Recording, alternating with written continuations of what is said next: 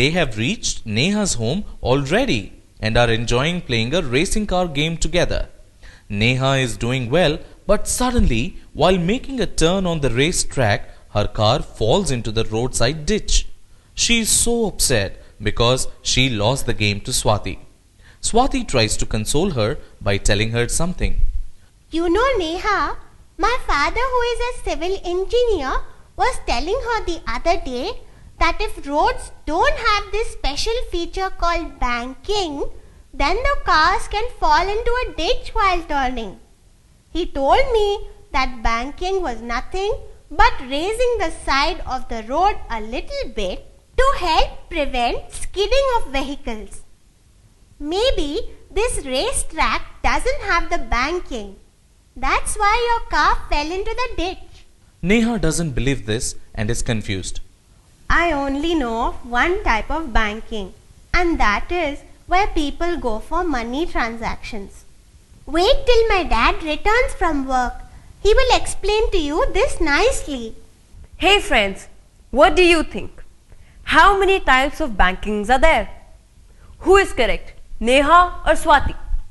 Let me tell you, both Swati and Neha are absolutely correct.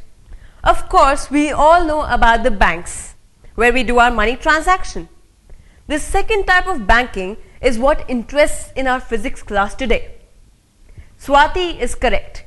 Banking of roads is nothing but the raising the road at small angle to prevent skidding of vehicles during turns. But before we go any further, let me ask you one more thing. I am sure you all like to ride a bicycle. Have you noticed that while taking a turn at a high speed, we have to bend on the same side as we wish to turn? You are right, we do so to maintain our balance.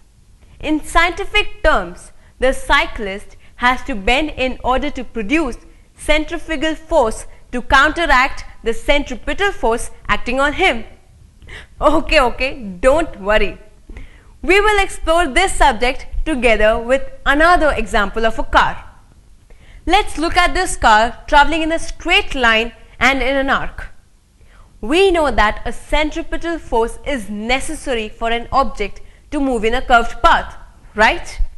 So, where is this centripetal force here? The centripetal force is provided by raising the outer edge of the road slightly above the level of the inner edge, towards the center of the curvature of radius, say r. This is called banking of roads.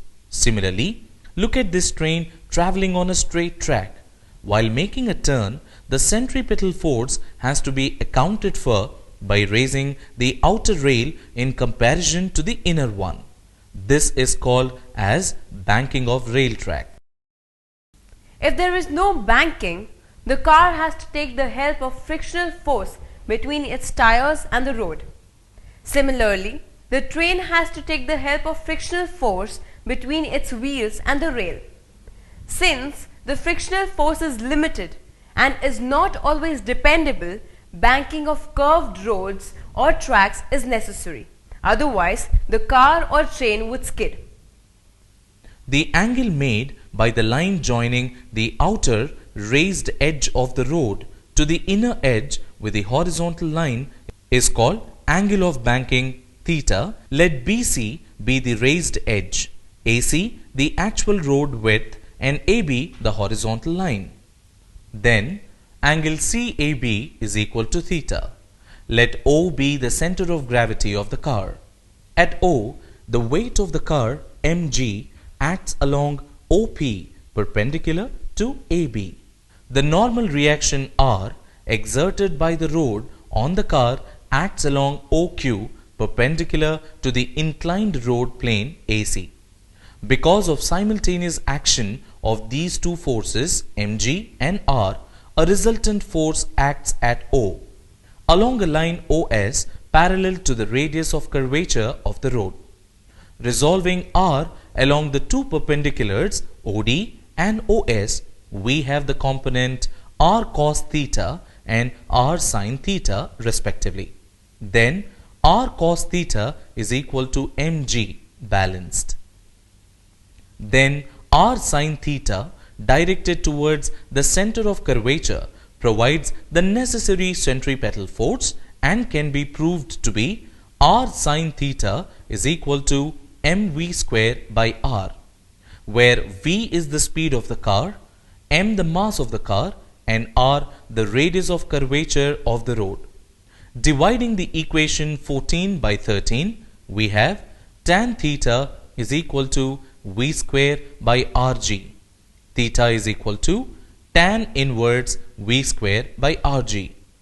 Thus, the value of the banking angle theta depends on expected speed v of vehicle and the radius of curvature of road r. If the car maintains a speed v less than that required on the curved road, that is, v is less than v required, it slips towards the center. On the other hand, if it travels at a higher speed, that is, v greater than v required, it skids outside. The same principle is applied for banking of rail tracks. Let us summarize what we have learnt today about the banking of roads. Roads are banked because of the inertia with which the vehicles are driving on the road. If a car is moving fast, it has a large inertia, which means that it has a tendency to keep moving in the same direction unless a force acts on it. Therefore, a curve on the road helps it with a sideways force. The banking helps the car tilt the car at an angle towards the direction of the curve, with gravity helping it turn. Same is the case with rail tracks, where one rail is higher, the other on the curved track. I am sure you know by now that banking of roads and rail tracks is necessary feature for safe commuting. Next time, pay attention while you are in a moving vehicle. Make a turn and remember how much science has gone into making of roads.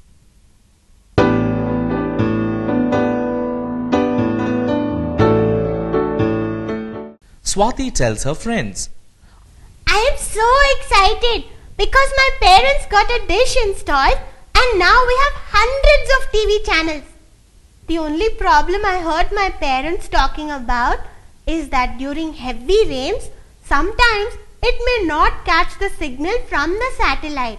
Neha says, Isn't it just amazing how satellites stay up there?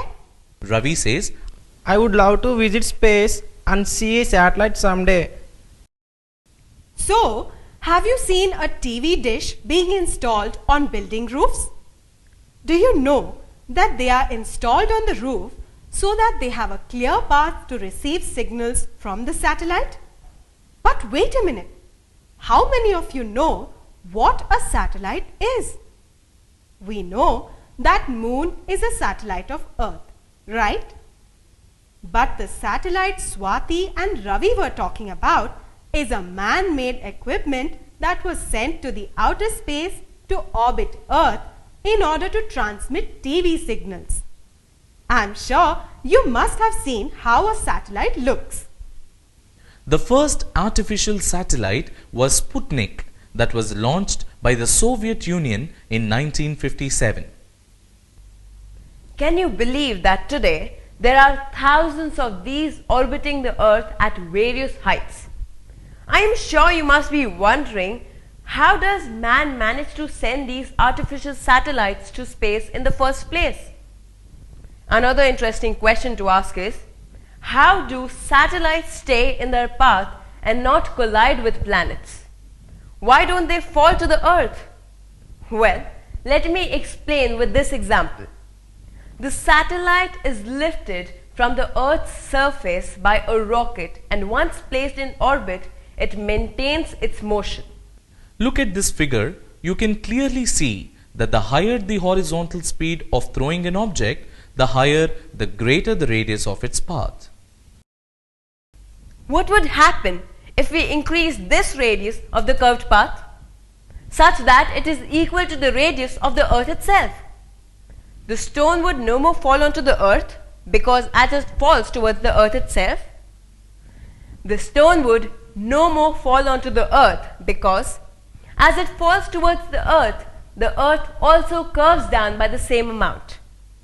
The stone's distance above the surface area of the earth remains the same and it continues to orbit around the earth and thus becomes artificial satellites to the earth. Using this principle, artificial satellites are sent into orbit around the earth. Note that initially the motion of the stone or satellite is tangential to Earth's surface, revolves round the earth because of centripetal force provided by the Earth's gravitational pull. The principle of launching an artificial satellite into a proper space orbit is to impart sufficient initial horizontal speed such that it revolves round the earth at the chosen height. The horizontal speed which is imparted to an artificial satellite such that it goes round earth in an orbit is called its orbital speed. Some of the benefits of artificial satellites are as follows. Develop good communication between countries for the purpose such as telephone, fax, internet, etc. These types of satellite are known as communication satellites. Some satellites' purpose is to predict weather and prepare us for any calamities such as typhoons, hurricanes, etc. Some satellites can take pictures of areas where it is difficult for man to go. For example, deep forests, oceans, deserts, etc. These are known as remote sensing satellites. Some satellites for the purpose of scientific research and building defense system of the country as well. Aryabhata was the first satellite launched by India. It was named after the great Indian astronomer. Commissioned in 1983, the Indian National Satellite System or INSAT has launched a series of multi-purpose satellites for telecommunication, broadcasting, meteorology and rescue needs of India. Let us summarize what we have learnt about artificial satellites today. Artificial satellites are man-made equipment put in an orbit around the earth to help us with science, research, rescue and communication. Today, it is impossible to live without them. I hope some of you young physics can join the team of INSAT someday and work towards building a cutting-edge technology and research.